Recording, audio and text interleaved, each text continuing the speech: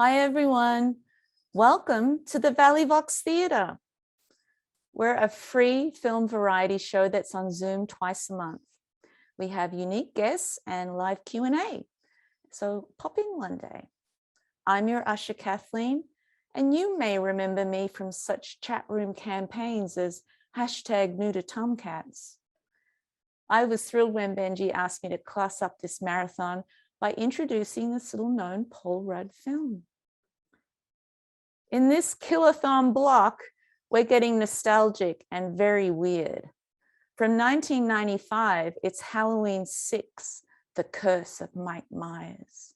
I'm not going to go too deep here, so I'll make this brief because it's 4 a.m. here in Los Angeles, and well, I have a Tinder date coming over, and I haven't met him yet, but he sounds nice.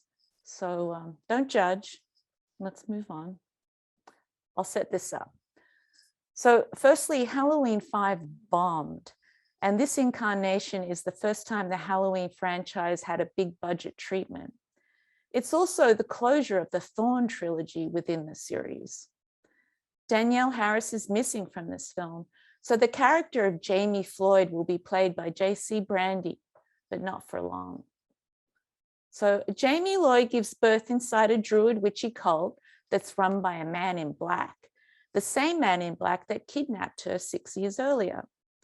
Jamie and her baby escape, only to be pursued by our friend and cutlery enthusiast, Michael Myers. This was also Donald Pleasence's last film. He was able to play iconic roles in 2 mega franchises at the time, and that's Halloween and James Bond.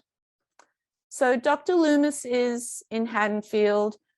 He's living a somewhat kind of hermetic lifestyle when his old friend, Dr. Terence Lynn, swings by to ask Dr. Loomis to return to Smith's Grove. You know, Smith's Grove, where he treated Michael as a child. As these 2 friends are catching up, they happen to hear Jamie calling into a radio station pleading for help. You know who else was listening to that radio show at the time? Tommy Doyle, played by my future ex-husband, Paul Stephen Rudd. He's very cute, but his acting chops are seriously underdone in this effort.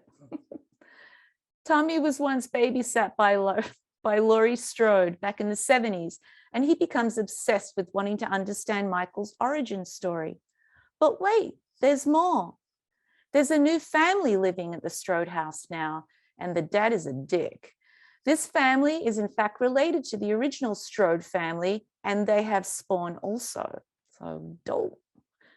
The daughter, Cara, who is a young mother to a little boy called Danny, and Tommy join forces and head out to their quest to understand Michael's madness. I think that they sacrificed a lot of story for a more like slasher time in this film. That seems to be a common complaint about it. So we escape a boarding house, an insane asylum, an Anton LaVey cosplay cult ritual involving babies. We learn about the Curse of Thorn, the Man in Black. We also learn Michael's role in all of this. So much is going on here. It was directed by Joe Chappelle, who was heavily involved with The Wire, the great TV show. And it was written by Daniel Farranz, who has written quite a lot of horror stuff. This film also has a producer's cut due to the fact that they blew a lot of money on it and they wanted to have some serious control over it due to the fact that Halloween 5 was a flop.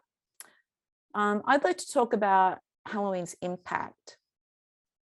So Deborah Hill and her boyfriend at the time, John Carpenter, they've never shied away from addressing society's ills in their films. And we actually did a special on Escape from New York at Valley Vox earlier in the summer. This franchise thrives on the theme of violent family dysfunction. It's what makes it so relatable all these years later. Yeah, I think a lot of people, unfortunately, can relate to this. It's very familiar to many of us. And it's a shift to the patriarchy. Now, as domestic violence rates rise, partly due to the COVID lockdown and the scourge of free online depravities running amok, and not forgetting Insta culture and one-day delivery, we are surrounded by narcissists with psychopathic tendencies. And that makes us question, where do all these bad actors come from? Why do men do these things?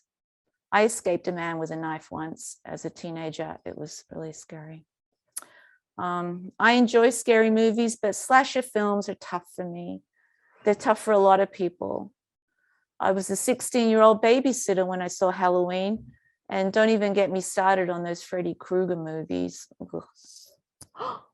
My Tinder date's here. So I'll see you in the chat, and enjoy Halloween 6, The Curse of Mike Myers.